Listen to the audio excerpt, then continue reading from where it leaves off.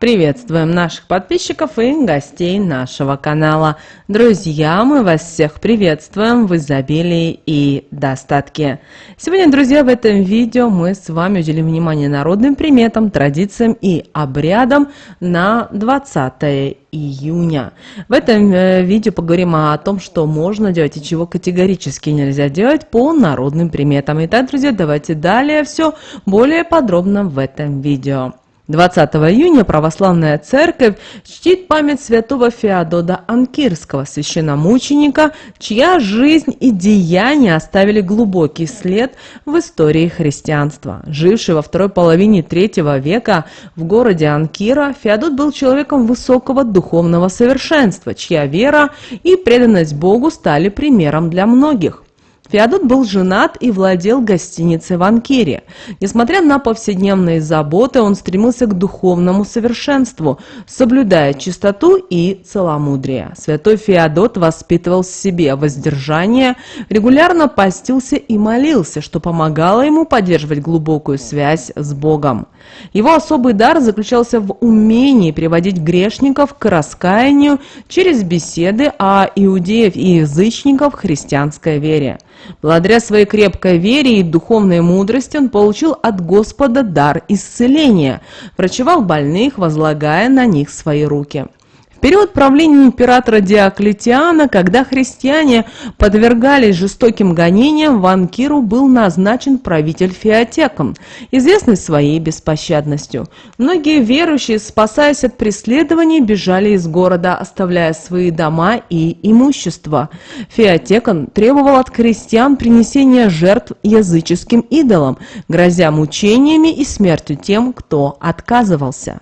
В этих тяжелых условиях святой Феодот оставался непоколебимым в своей вере. Он давал приют христианам в своей гостинице, кормил их и укрывал от преследователей. Проникая в тюрьмы, Феодот оказывал помощь невинно осужденным, укрепляя их веру и убеждая оставаться верным Христу до конца. Феодот также заботился и о погребении останков святых мучеников, проводил божественную литургию в своей гостинице, несмотря на опасность. Его преданность и храбрость вдохновляли окружающих, укрепляя их в вере.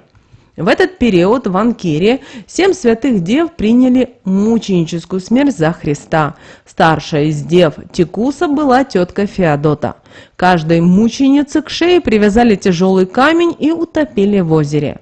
На следующую ночь Феодоту во сне явилась святая Текуса и попросила похоронить их тела. Вместе с другими христианами Феодот отправился ночью к озеру и благодаря чуду смог похитить тела мучениц и предать их земле. Когда Феотекон узнал о продаже тел, он пришел в ярость и приказал хватать всех христиан и подвергать их мучениях.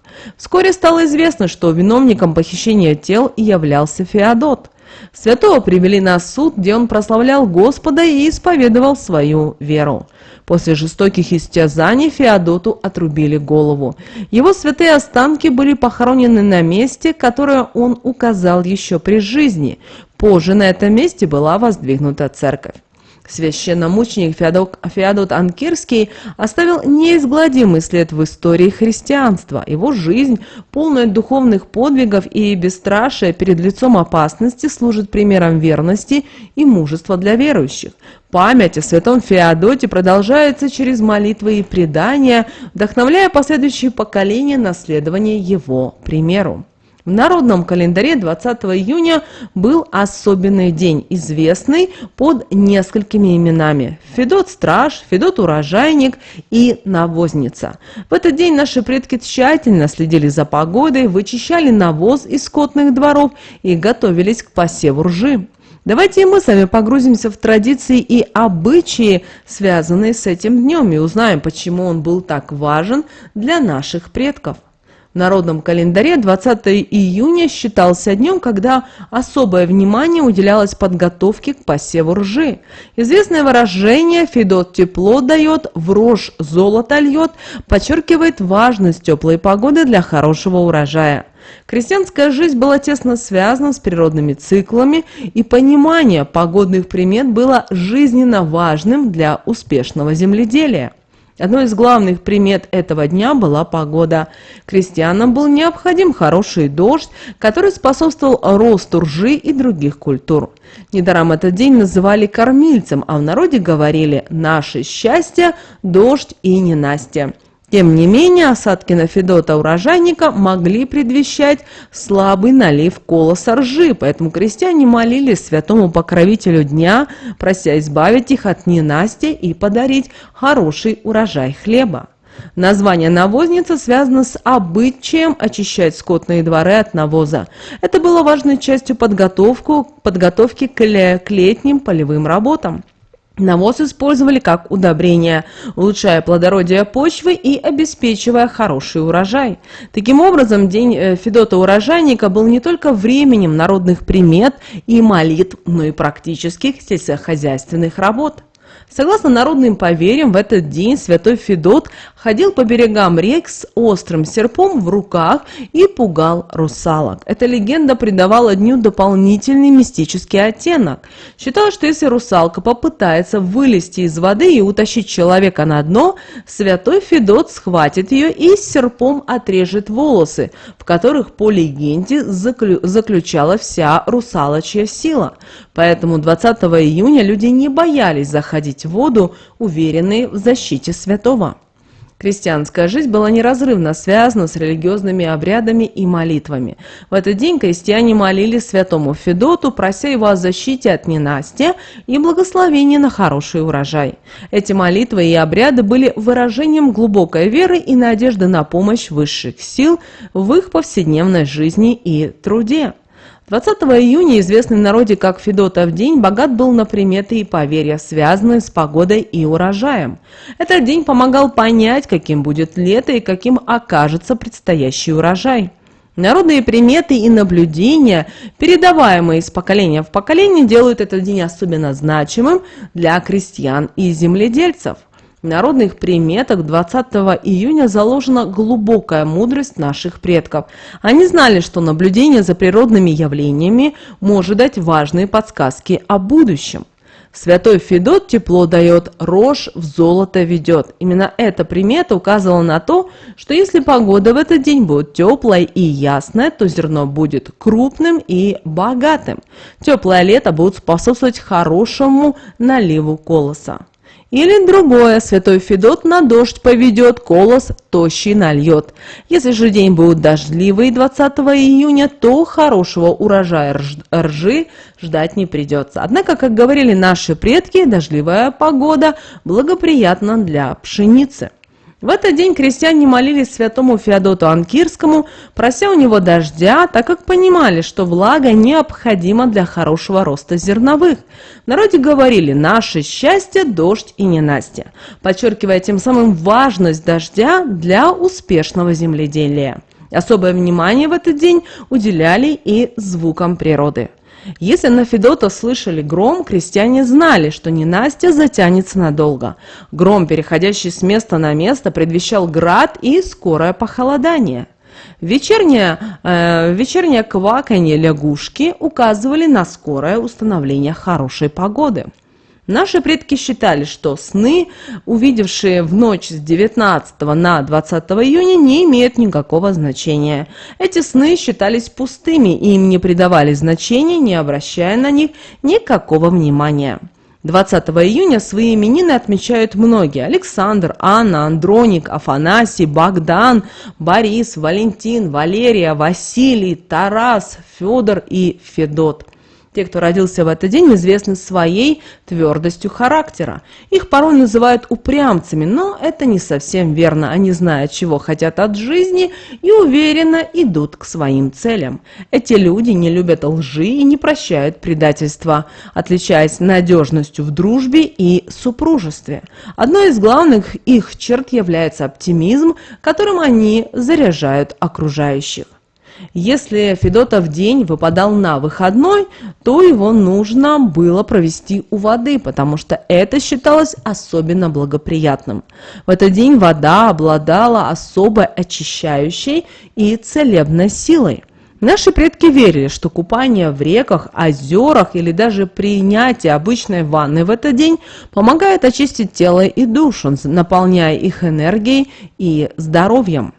Купание в природных водоемах помогало снять усталость и зарядиться позитивной энергией.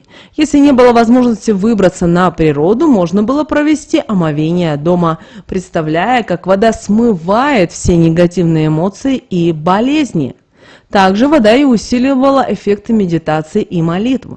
Постарайтесь найти сегодня время, 20 июня, для спокойного размышления у водоема или даже у домашнего фонтана. В Федотов день особое значение придавалось употреблению чистой воды. Считается, что вода в этот день обладает особой силой, способной очищать организм и наполнять его энергией. Поэтому в этот день, 20 июня, старайтесь пить больше чистой воды в течение дня. Это поможет вам очистить организм и улучшить общее самочувствие. Если есть возможность, используйте освященную воду. Она считается особенно мощной в этот день. В период употребления воды произнесите молитву или пожелание, направленное на очищение и укрепление здоровья. На Руси в Федотов день было принято стирать белье. Считаю, что стирка большого количества вещей в этот день приносит финансовое благополучие, счастье и удачу. Люди специально собирали белье к этому дню, чтобы перестирать как можно больше вещей.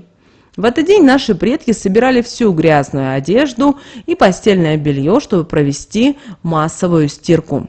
Стирать в Федотов день считалось достаточно хорошим знаком. Это символизировало избавление от всего ненужного и привлечение благополучия. Часто стирка проходила коллективно, что укрепляло семейные и социальные связи. Кроме ритуалов, связанных с водой и стиркой, в Федотов день можно заниматься и другими полезными делами. Генеральная уборка дома и двора поможет не только физически очистить пространство, но и привлечь в дом положительную энергию. Уход за садом и огородом в этот день способствует хорошему росту растений и богатому урожаю. Помощь нуждающимся и участие в благотворительных акциях привлечет удачу и благословение в вашу жизнь. Федотов день, отмечаемый 20 июня, является значимой датой в народном календаре, наполненной не только традициями и обрядами, но и определенными запретами.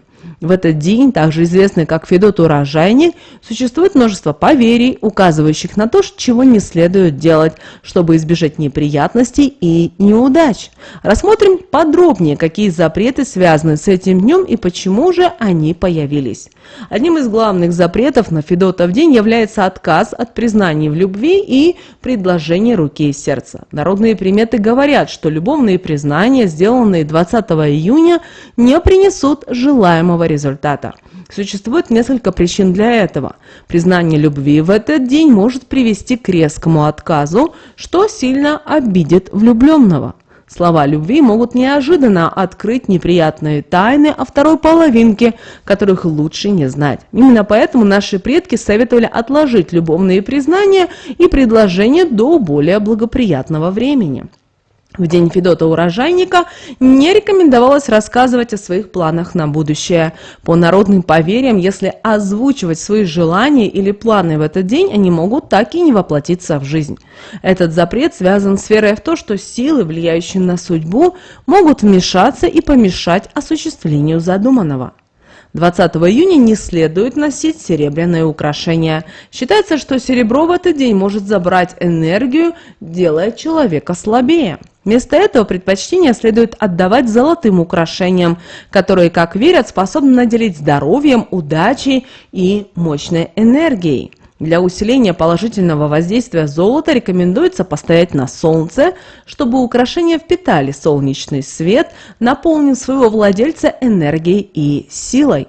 Рыбакам 20 июня следует придерживаться особой приметы. Первую пойманную рыбу нужно отпустить обратно в водоем. Считается, что это обеспечит хороший улов в дальнейшем. Этот ритуал отражает глубокую связь человека с природой и уважение к ее дарам.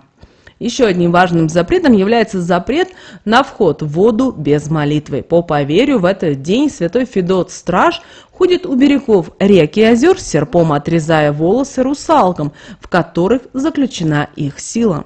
Ну а чтобы обезопасить себя от влияния русалок и других водных духов, нужно обязательно помолиться перед купанием. Женщинам и девушкам 20 июня запрещено ходить с распущенными волосами. Считалось, что святой Федот может принять их за русалок и отрезать волосы. Поэтому в этот день рекомендуется собирать волосы в прическе, чтобы избежать неприятностей. В день Федота урожайника не следует сетовать на свою судьбу. Народная мудрость говорит, что ангелы-хранители могут услышать слова недовольства и обидеться, создав такие условия, при которых человек поймет, что может быть и хуже. Это учит нас быть благодарными за то, что мы имеем, и не жаловаться на судьбу. Друзья, вот такой у нас с вами день, 20 июня, по народным приметам, традициям и обрядам. Мы надеемся, друзья, что наши советы и наши рекомендации вам помогают в жизни. Прямо сейчас, друзья, ставьте лайк этому видео. Обязательно поделитесь этим видео с теми, кому вы знаете, что это видео и эта информация будут полезна и важна. Ну а прямо сейчас, друзья, на экране вы видите два всплывающих окна. Друзья, это следующие рекомендованные видео для вас. Нажимайте на то видео, которое вам на интуитивном уровне понравилось больше, и смотрите. Всех вам благ, друзья. Услышимся с вами уже буквально в следующем видео.